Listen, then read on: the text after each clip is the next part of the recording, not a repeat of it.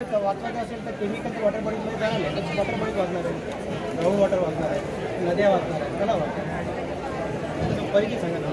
Good morning प्राजक्ताई. मला खूप कळलंय की तुम्ही ॲक्टिव्हिस्ट आहात, तुम्ही खूप सक्रिय आहात वेगळ्या टेक्निक वाचवण्यात. म्हणजे मी 2-3 मिनिटंच बोलले दीपक सरांशी, पण मला असं त्यांनी म्हणजे येऊन सांगितलं आवर्जून की नाही, यांचा थोडासा तरी फीडबॅक कव्हर करा आणि यांचं जे काम आहे ते कव्हर झालं पाहिजे.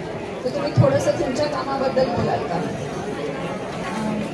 आम्ही बेताळ टेकडीवरती काम करतो आणि मुख्य म्हणजे अलीकडे असं झालं आहे की शहरीकरण ज्या पद्धतीचं होतं त्याच्यामुळे शहरातलं असलेलं सुद्धा पर्यावरण जे आहे ते पूर्णपणे उद्ध्वस्त होताना दिसतं. म्हणजे आपल्या नद्या किंवा टेकड्या हे सगळं एकत्र त्याचा ऱ्हास होताना दिसतो आणि ह्याच्यामध्ये एक मानसिकता आहे आणि ती मानसिकता बदलायची असेल तर ते इंडिव्हिज्युअल लेवलवरतीच होतं.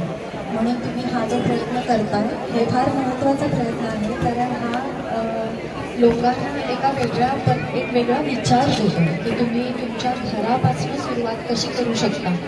आणि म्हणून तुम्ही इकडे स्टॉलमध्ये फक्त धान्य आणि खाद्यपदार्थ नाही आहे, पण जसं डिटर्जंट आहे किंवा इतर जे आपल्याला घराला लागणाऱ्या भांडी घासायचं हे म्हणा, सोप म्हणा का काही, तर तुम्ही तो विचार मांडताय की आपण घरापासून सुरुवात केली पाहिजे पर्यावरणासाठी. आणि हा फार महत्त्वाचा विचार आहे, कारण तुम्ही पर्यावरणावरती विचार करत नसाल की आपला त्याच्याशी काहीतरी संबंध आहे, तर मग तुम्हाला हे मोठे मोठे विषय जे आहे की शहराचं टेकड्या कशा वाचवायच्या, नदी सुधार कसं करायचं, ह्याकडे तुम्ही विचार करू शकणार नाही जर तो तुमच्या इंडिव्हिज्युअल लेवलवरती आला नसेल. तर अलीकडे हा जो संबंध आपला तुटलेला आहे की आपण जे काही करतो आपल्या आयुष्यामध्ये त्याच्याकडे कुठेतरी निसर्गाचा काही भाग नसतो.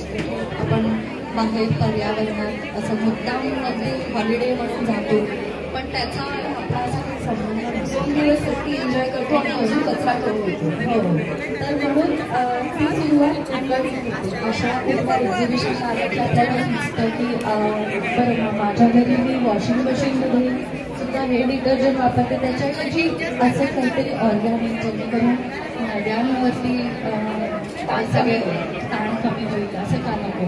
सो इथे आल्यानंतर खूप गोष्टी सुचतात आणि ते फार महत्त्वाचं आहे. तर मला वाटतं हा सगळा विचार हा एकच विचार आहे, बरोबर, आणि तो प्रत्येकजण वेगवेगळ्या तऱ्हेने त्याकडे. मगाशीच म्हटलं की ध्येय सगळ्यांचं एक आहे. त्यांनी जो काही कार्य करायचा वाटा निवडला आहे तो रस्ते वेगवेगळे आहेत. हो, आणि अलीकडे आपल्याला दिसतं की लोक याकडे वळत आहेत, म्हणजे लोकांना इंटरेस्ट आहे. जसं आता इकडे तुमचा स्टॉल आहे जिथे खूप वेगवेगळ्या प्रकारचे मिलेट्स मिळतात. आपल्याला माहीत सुद्धा नव्हतं की एवढ्या प्रकारचे मिलेट्स आहेत, मग ते कसे शिजवायचे, कसं करायचे. हा सगळा विचार हा शेवटी जाऊन त्याची शेती वाचवणे किंवा ती शेती पुन्हा करणे किंवा त्याला जास्त उत्पन्न मिळवून देणे हा पण एक प्रकार आहे. कारण आपल्याकडे diet conscious kind of fitness conscious लोक आहेत जे आता पूर्वीचे मिलेट्स आता वापरायला लागले.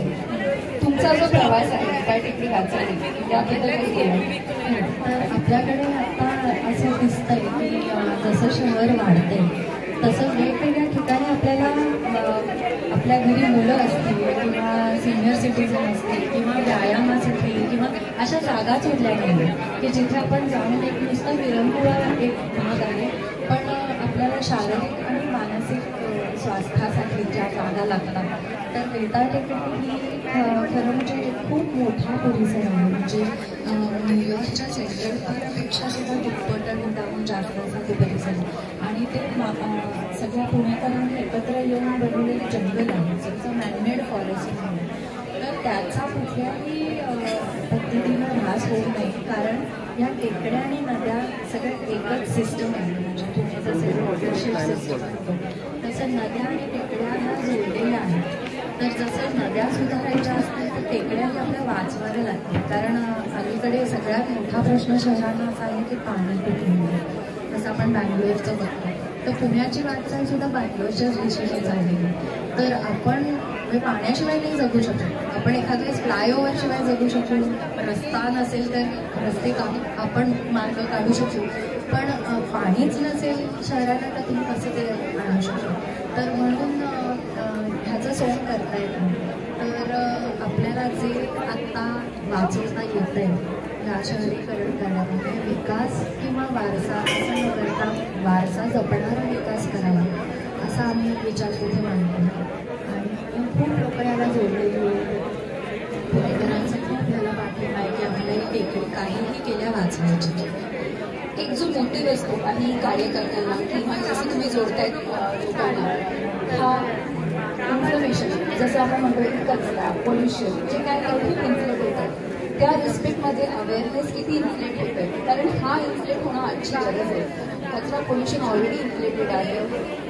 जे काही आपण म्हणतोय की पाण्याच्या समस्या ह्या सगळ्यामध्ये तुम्हाला हा ratio of information towards knowledge awareness किंवा contribution of a some person कुठपर्यंत जाणवतो. मला असं वाटतं की अलीकडून शाळांमध्ये सुद्धा आता शिकवलं जातं. तर लहान लहान मुलं सुद्धा तुम्हाला सांगतील इथे कचरा करू नका किंवा हे स्वच्छ ठेवलं पाहिजे किंवा झाडं वाचवली पाहिजे, झाडं लावली पाहिजे. असं लहान लहान मुलांमध्ये सुद्धा आता हे आलेलं आहे. मोठ्यांना कळायला थोडासा वेळ लागतोय. तर आत्ता आपल्याला गरजेचं काय आहे तर कनेक्टिंग द डॉट्स हे फार गरजेचं आहे. म्हणजे असं की मला कचरा नाही करायचा पण मी मग माझ्या कचऱ्याचा कसं विल्हेवाट लावू शकते, मी काय करू शकते, स्वतःकडे काय ठेवू शकते किंवा मी कचरा हा कसा तयार होतो माझ्या जगण्यात.